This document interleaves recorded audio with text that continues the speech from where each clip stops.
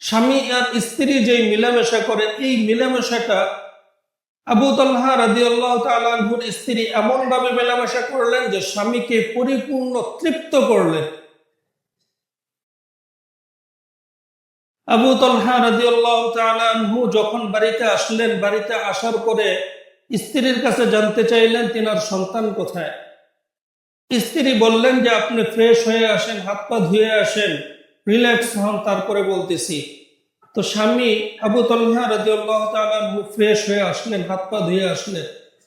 তো স্ত্রী খাবার দেওয়ার পরে স্বামী যখন খাবার খাইলেন, খাবার খাওয়ার পরে স্ত্রী, স্বামী আর স্ত্রী যেই মেলামেশা করে, খুব ভালোভাবে খেয়াল করবেন, স্বামী আর স্ত্রী যেই মিলামেশা করে, এই মিলামেশাটা আবু তালহা রাদিয়াল্লাহু তাআলা আনহুর স্ত্রী এমন ভাবে মেলামেশা করলেন যে স্বামীকে পরিপূর্ণ তৃপ্ত করলেন। খুব ভালোভাবে খেয়াল করবেন, পরিপূর্ণ তৃপ্ত করলেন।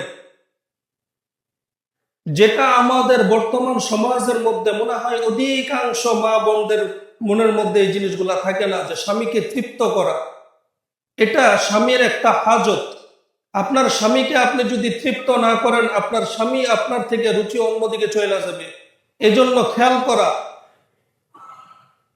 তো আবু তালহা রাদিয়াল্লাহু তাআলা আনহুর স্ত্রী যখন স্বামীকে তৃপ্ত করলেন, তৃপ্ত করার পরে শরীর যখন একদম শিথিল হয়ে আসলো, তখন বললেন যে সন্তান আল্লাহ তাআলা দান করেছেন, আল্লাহ তাআলা এই রূপ দান করেছেন, এই রোগের কারণে আপনার সন্তানটা আল্লাহ তাআলা আবার নিয়ে গেছে। এখানে আমি বা আমাদের কারো কোনো হাত ছিল না। যেহেতু সন্তান আল্লাহ তাআলা আপনার উপর খুশি হয়ে দান করেছেন, আল্লাহ তাআলার কাছে দোয়া করেন যেন আল্লাহ তাআলা আবারও আপনাকে এমন সন্তান দান করে।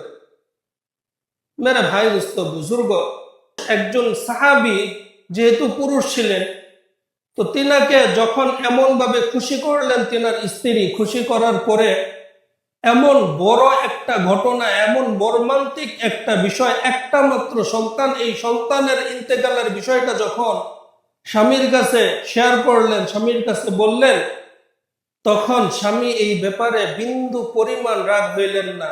বুঝতে পারলেন যে আসলে বিষয়টা কি। যখন যুদ্ধের ময়দান থেকে বাড়িতে আসলেন, তখনই যদি এই বিষয়টাকে স্ত্রী স্বামীর কাছে বইলা দিতেন, হয়তো স্বামী এই বিষয়টার কারণে রাগ করতেন। আগের জমানাতে স্ত্রীগুলা স্বামীর প্রতি কেমন তাবে ছিল, কেমন অনুগত্য ছিল, যে স্বামী রাগ করবে, স্বামীকে কিভাবে বললে আমার স্বামী বুঝতে পারবে। স্বামীর মন বোঝার জন্য স্ত্রীরা কি পরিমাণ মেহনত করতেন।